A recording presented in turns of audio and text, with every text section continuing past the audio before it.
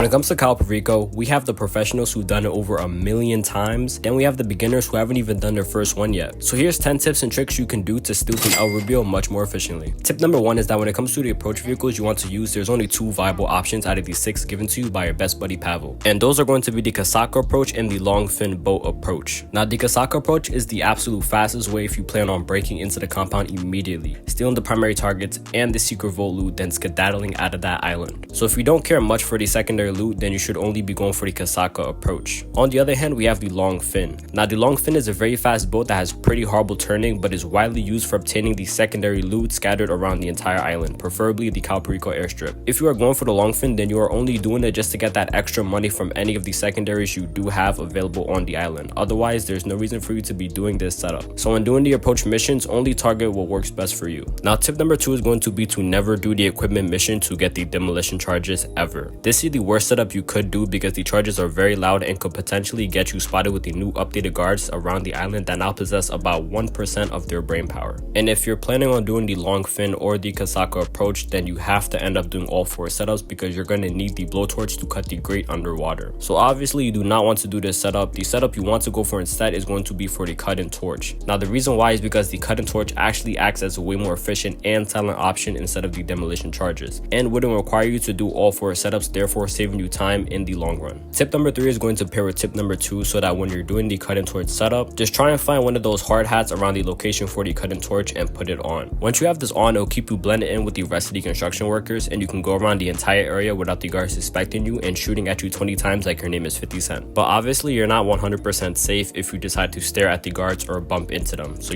just act human. Tip number 4 is going to be to buy the sparrow that can come with the Casaca. If you guys have the money for this, then trust me, spend that money. This is one of, if not the best helicopter when it comes to doing these setups extremely fast or just farming any one of your businesses that you may own. Now there's going to be 2 options for the moonpool vehicles that you can buy, but the only one you want to get is going to be the Sparrow helicopter. Do not buy the Kraken submarine. There is absolutely no reason to buy it, and I promise you'll never use it, or maybe use it one time and never touch it again. Tip number 5 is going to be for the best weapon loadout you want to go for. Now I personally believe the best loadout is the aggressor loadout, simply because the shotgun is just the perfect weapon you want, and if needed could take out the juggernaut in about 6 to 7 shots in the head. And it has the machine pistol, which is perfect for those long range shots that you need to take. Now the other option is going to be the conspirator or the conspirator loadout. This loadout has the military rifle that is absolutely perfect for long range, but that's really all it has to offer. When you're in the compound, you don't really need a long range weapon like that, which is why I prefer the aggressor loadout over this one, but maybe it could bode well with taking out the guards outside the compound if you're doing the long fin approach. Tip number 6 pairs with tip number 5 because when doing the loadout mission, you could get a few options on how to obtain the weapons, which are just absolutely horrible. As you can see, I was lucky and got the Penrith building option, which was a awesome option, but the one you want to be on the lookout for is the Meriwether HQ mission. If you guys do get this mission, there are 2 ways to avoid it that I know of. The first one is going to be if you guys have the sonar missiles in your Casaca, then you could just call in a missile and guide it towards the Meriwether HQ and try to hit the helicopter with the missile when it does spawn in. This will fail the mission and give you the chance to get another hopefully good mission like the Penrith building. The second option is to simply hit the pause button, go to online and find a new session, preferably a private one, so you can load it a lot more faster. Then from there, just try starting up the setup again until you find a mission that satisfies you. Tip number 7 is going to be for the disruption missions. Now normally people see these and just don't go for them because it's optional, it's extra work, and it just adds more time in doing the Cayo Perico heist. Now these setups definitely do help you, especially the armor setup, so the guards on the island won't survive 100 shots to the body.